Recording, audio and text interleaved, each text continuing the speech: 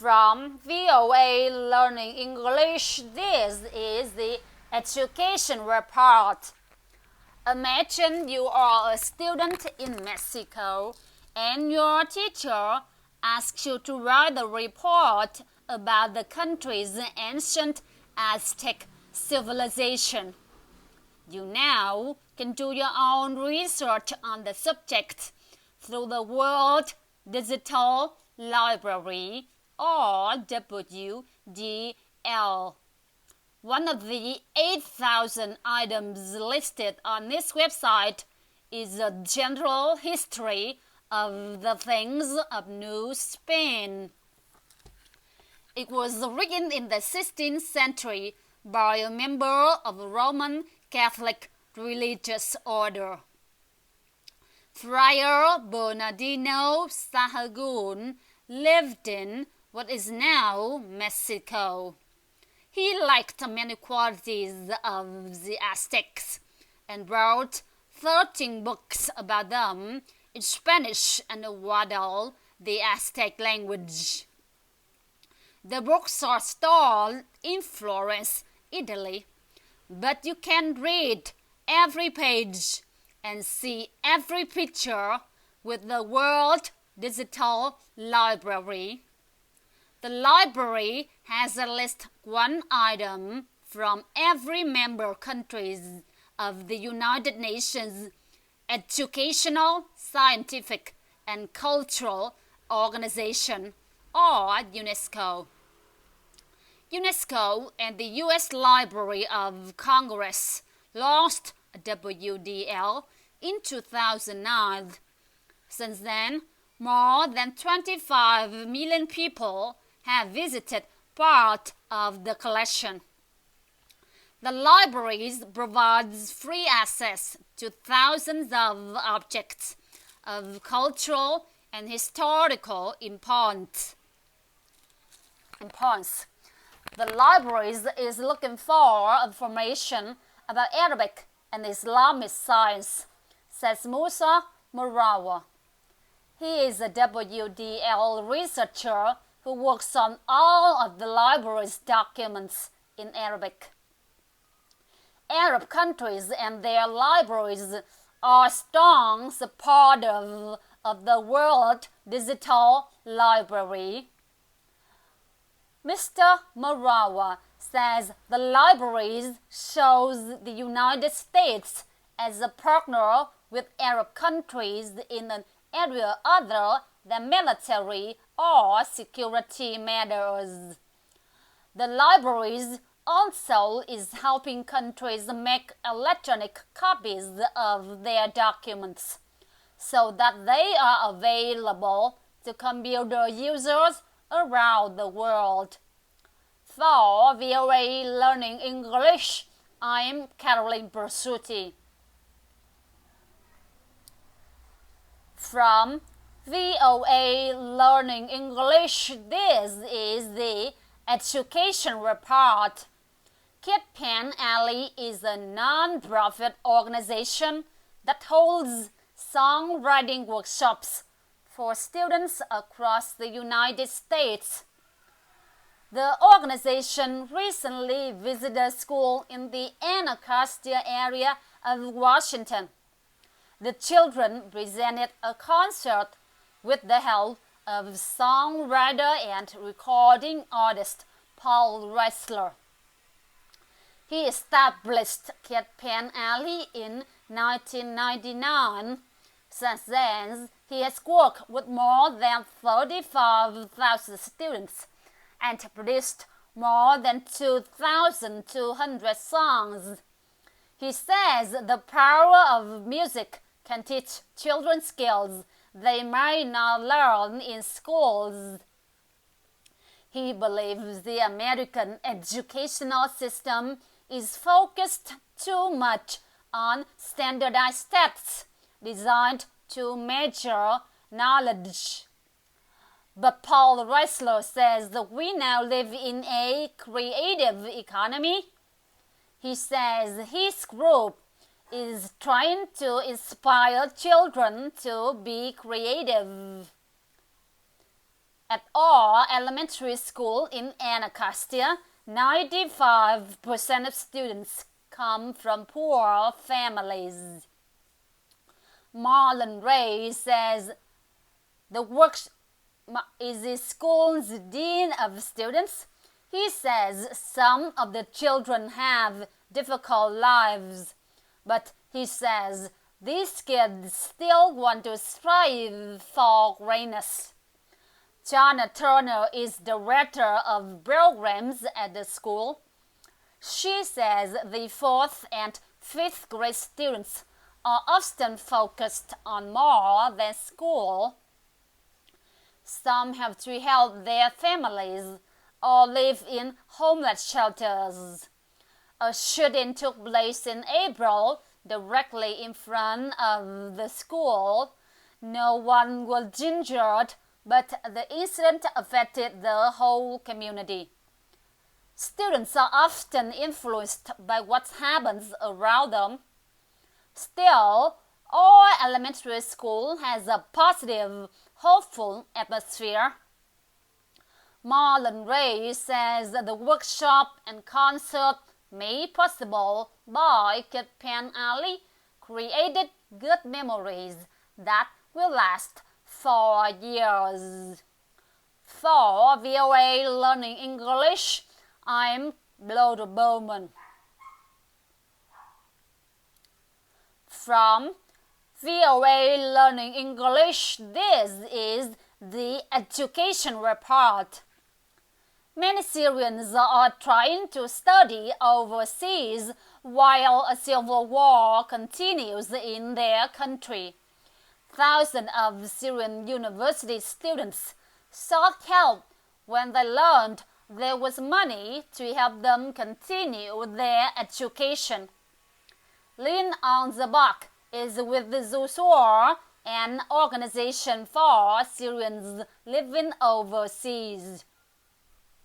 Zusur joined with the American-based Institute of International Education to create the Syria Consortium for Higher Education in Crisis. More than 40 universities in the United States and Europe agreed to provide emergency aid to Syrian students and professors. 8 universities decide which students to accept. Universities in the consortium are supporting 70 students right now. One member of the consortium is American University in Washington. It is supporting a Syrian graduate student and a faculty member in the University School of International Service. Daniela Kaist is the vice president of the Institute of International Education. She expects there will be 8 opportunities for 600 Syrian students during the next few months. She notes that a former president of Portugal, Jorge Sampaio, launched a scholarship program called the Global Platform for Syrian Students. He created the programs because of Portugal's history of educating Jewish refugee children during World War II. The Institute of International Education also has a scholar rescue fund for universities, professors, and researchers in any country in crisis. This year, the fund found places for 30 Syrian scholars in 5 countries. All of the scholarship programs may be found online at iie.org. For VOA Learning English, I'm Alex Villarreal. From VOA Learning English, this is the Education Report. The United Nations Children's Fund is appealing to international donors to help provide education money for Syrian school children. Safe places to learn, teachers and supplies are all lacking, and almost 2 million young Syrian students have dropped out of school. UNICEF says about 40% of students from grades 1 to 9 across the nation no longer attend formal classes. UNICEF's workwoman Marissa Mercado says about half of those children are now refugees in Lebanon, Jordan, Iraq, and Turkey. In the northern city of Aleppo, for example, only 6% of children of school age are in classrooms. But the school year there and in other locations began as planned on September 15. Talk of a military strike by the United States had caused uncertainty about starting classes. But schools opened after a strike appear less likely. Still, many children who once walked to school are now taken there by their parents, and other families have simply left the country. Lebanon now is trying to help about 550,000 school-age Syrian refugee children. UNICEF says the Lebanese public education system can take care of 300,000 Lebanese children. UNICEF is establishing schools for refugee children in buses. In Jordan, UNICEF says about 2/3 of 150,000 Syrian school-age children are not in school. In Iraq, UNICEF says 9 out of 10 Syrian refugee children are out of school. Inside Syria, Ms. Mercado said the educational system has been torn apart. Both UNICEF and the Syrian government say about 3,000 schools have been damaged or destroyed. For VOA Learning English, I'm Alex Villarreal. From VOA Learning English, this is the Education Report. South Africa has 11 official languages. If you want to say hello, it's Sawubona in Zulu and hello in Afrikaans. Now, South African school children may start using Ni Hao to say hello. The country's education ministry hopes to add Mandarin language classes in some schools. Mandarin is the official spoken language of China. That country is a major trading power for South Africa. The two countries recently signed an agreement that identifies 5 areas of cooperation. They include curriculum development, mathematics and science, teacher training, and research and development in basic education. South African's officials have not said how much the Mandarin language classes will cost. Joy Martens works for the Ministry of Basic Education. She says the new partnership is extremely valuable to both sides. The part of the plan that has gained the most attention is a proposal to offer Mandarin classes in schools. Last year, a public opinion survey showed that South Africans have mixed feelings about China. It found that 46% of South Africans said do not like the spread of Chinese ideas and customs in their countries.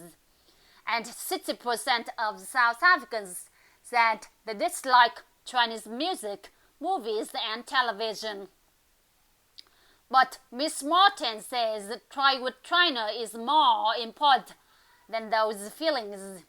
She says it is extremely helpful for South African students to learn about the Mandarin language and Chinese culture. And she said not every school will offer the language training. South African census officials have not said how many native Chinese speakers there are in the country. For VOA Learning English, I am Alex Villarreal.